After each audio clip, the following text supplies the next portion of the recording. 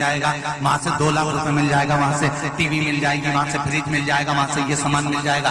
बेटे की शादी करने पर बेटे के लिए ये विचार कर मत बैठना कि वहां से कुछ मिलेगा, बल्कि ये विचार कर रखना कि हे भोलेनाथ, मेरे लड़के की जब मैं शादी करूं तो मुझे इतना देना कि लड़की वालों का ठन्नी खर्च नहीं होने को पूरा मैं खर्च कर, इतना मुझे देना।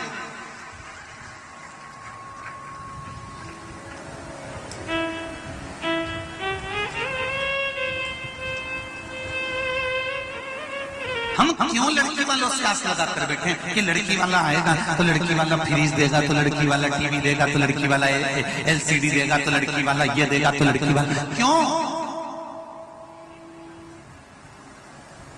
और दुख यहीं चालू होता है। इतनी आस लगा कर बैठी थी और लड़की वालों ने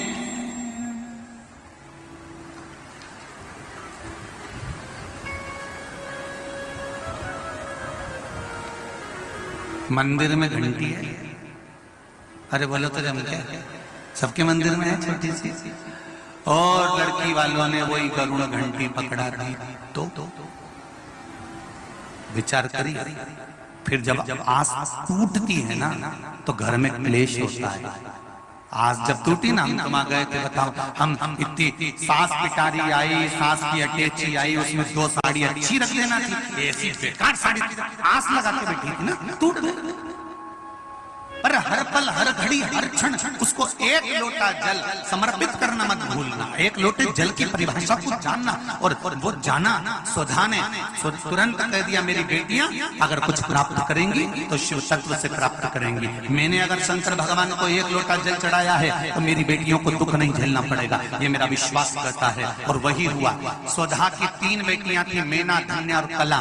मैना की गोद में पार्वती, धन्या की गोद में माता जानकी, और कला बनी कीर्ति, जिसकी गोद में राधा जी खेली हैं। ये कोई साधारण सी स्त्री?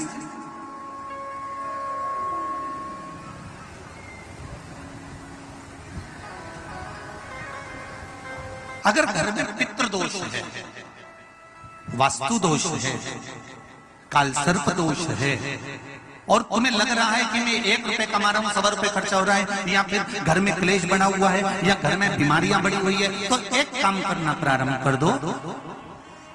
शिव जी के मंदिर में एकादशी के दिन जब आप जल शंकर को चढ़ाने तो रोज ही जाते हैं, जब एकादशी का दिन रहे और शंकर जी के मंदिर में आप जल समर्पित करें तो 3 बार मुख से स्वधा स्वधा स्वधा या स्वधा स्तोत्र का पाठ, जिसमें 12 श्लोक ब्रह्म वैवर्त पुराण के अंतर्गत प्रकृति खंड में ब्रह्मा जी द्वारा स्वधा स्तोत्र के पाठ का महत्व बताया। कोई कहे कि सियोर वाले महाराज ने ये स्वधा स्वधा स्वधा मंत्र कहां से दिया, तो आप उसको बता देना। ब्रह्म वैवर्त पुराण के प्रकृति खंड में से ब्रह्मा जी ने इस स्वधा स्तोत्र पाठ को प्रकट करा था और स्वधा के मूल मंत्र का स्मरण कराया। इसमें 12 श्लोक हैं स्वधा स्तोत्र में।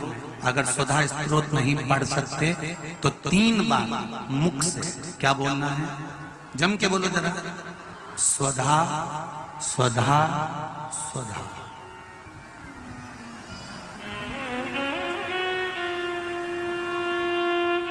पीछे धा है, हा नहीं तो तुम स्वाहा स्वाहा स्वाहा कर।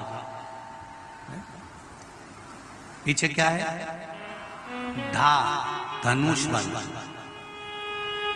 फिर से एक बार बोलिए, 3 बार, स्वधा स्वधा स्वधा। और एक बात और ध्यान दीजिएगा,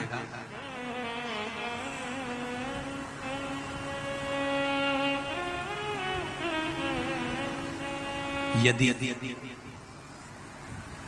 कोई बुद्धि से विकलांग, विवेक काम नहीं कर रहा,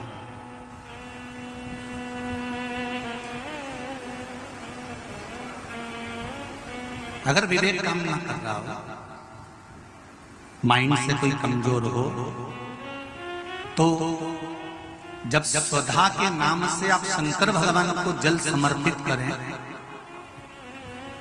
स्वधा स्वधा कहकर उस जल को समर्पित करें, तो पितरों का स्मरण कर कर वही स्वधा को समर्पित किया गया जल, जिसको विवेक की तकलीफ होती है, बुद्धि की तकलीफ होती है, अपने पितरों का, अपने पूर्वजों का स्मरण कर कर उस जल को उस विवेकहीन व्यक्ति के दोनों भुकुटियों के पास में लगा देना चाहिए, थोड़ा सा।